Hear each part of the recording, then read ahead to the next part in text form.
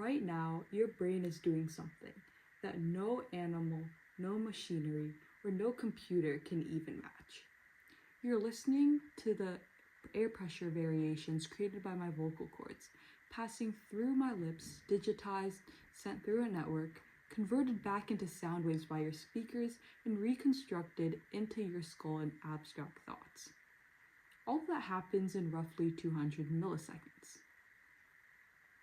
Welcome back to another episode of Unmuted. Today we're going to be talking about the brain machinery that gives us the independence to express thought. We take speech for granted every second, whether it's ordering a coffee, yelling at traffic, or telling someone you love them. But behind every syllable is the coordination of neurons that fire across multiple cortical regions. When you decide to say a single word, let's take the word cookie, for example, your brain doesn't just pull a sound file off of a hard drive. It builds that word from scratch. First, the concept forms in your semantic network.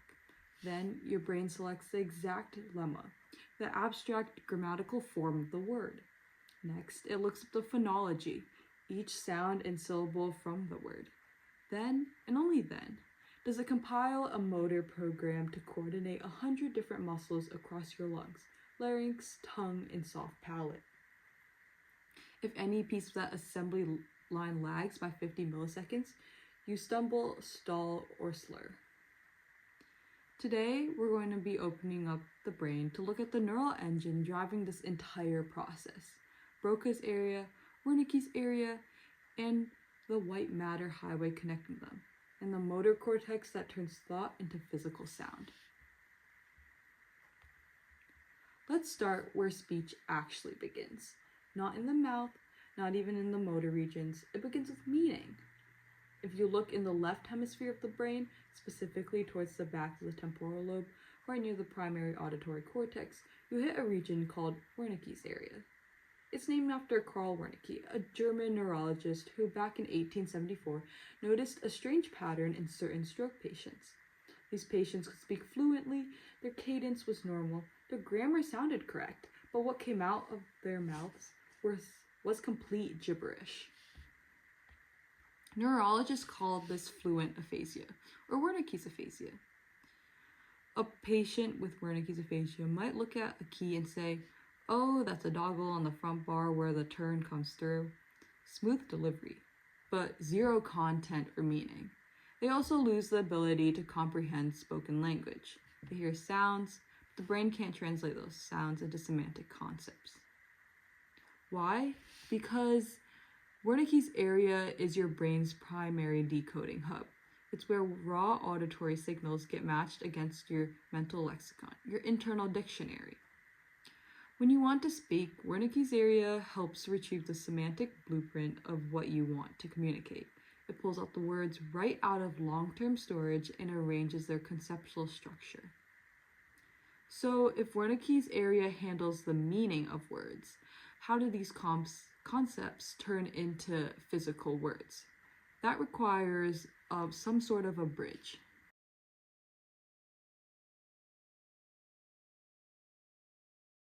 Between the back of the brain, where meaning lives, and the front of the brain, where movement happens, lies a thick bundle of nerve fibers called the arcuate fasciculus.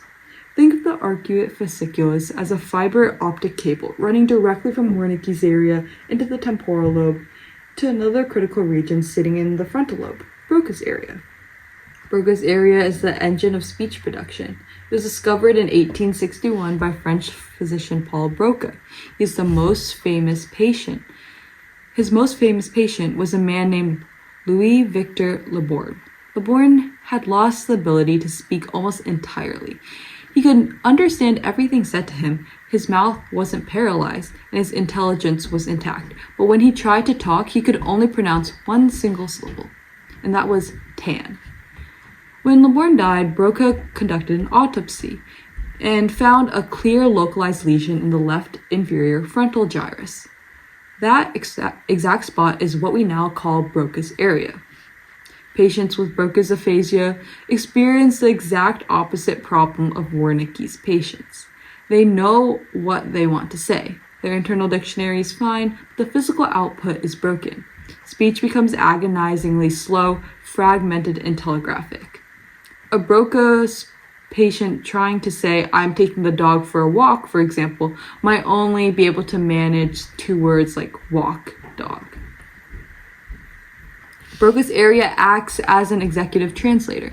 It takes the abstract semantic code sent over from Wernicke's area and turns it into a detailed motor plan.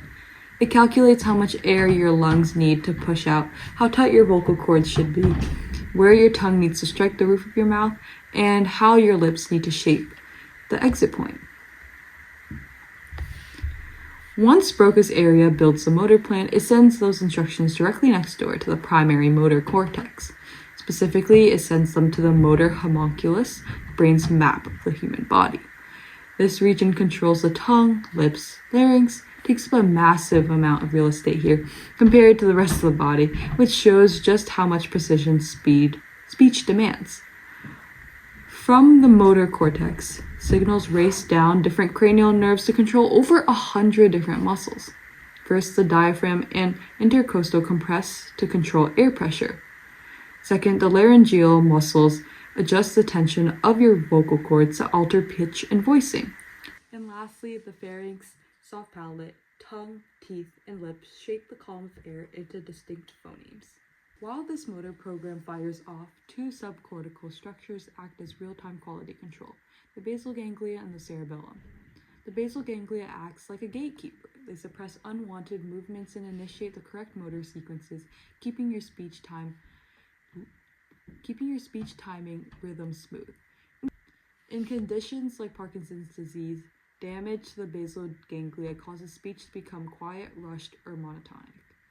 Meanwhile, the cerebellum acts as a real-time monitor. It measures the difference between what your brain intended to say and what your mouth is actually doing. If your tongue slips slightly off target while trying to say a difficult consonant blend, the cerebellum recalculates in milliseconds to correct the trajectory before you even notice you made a mistake. You are constantly editing yourself in real time through an auditory feedback loop. As you speak, your ears pick up your own voice, feed it back to Wernicke's area, and confirm that the output matches the original intention. For over a century, neuroscientists taught language processing as a simple pipeline. Wernicke's area understands, the arcuate fasciculus transmits, Broca's area plans, and the motor cortex executes. Modern neuroimaging, however, shows that it's far more complex than that. Speech isn't a single assembly line, it's a dynamic distributed network spread across both hemispheres. While the left hemisphere dominates grammar, syntax, and literal word selection for most people, the right hemisphere handles prosody, the rhythm, pitch, and emotional cadence of your voice. If you say, "Oh, great," the left hemisphere processes the word, and the right hemisphere tells the listener whether you meant it sincerely or sarcastically. This distributed nature of speech is why the brain is remarkably resilient. Through neuroplasticity, stroke survivors who lose speech can rebuild their neural pathways. Therapies like melodic intonation therapy take advantage of this directly. Because singing relies heavily on right hemisphere networks, patients with severe Broca's aphasia who cannot speak a sentence can often sing the exact words fluently. Over time, therapists use music as a backdoor to train new regions of the brain to take over lost speech functions. So, in conclusion, speech isn't just an autonomic reflex. It's a continuous high-speed biological performance requiring so much coordination across every corner of your brain. So next time you're sitting at a table chatting with your friends, take a second to appreciate what's actually happening in your brain. That's it for this week's episode of Unmuted. See you next time.